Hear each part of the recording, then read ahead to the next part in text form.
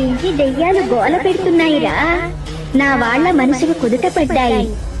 నాకు ప్రశాంతంగా ఉందిరా.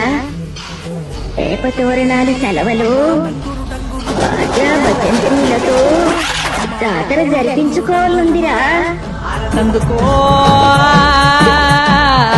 మమ్మ అందుకో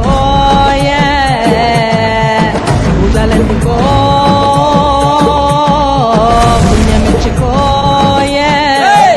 మాలచ్చమ్మ జాతర మొదలెట్టండ్రా.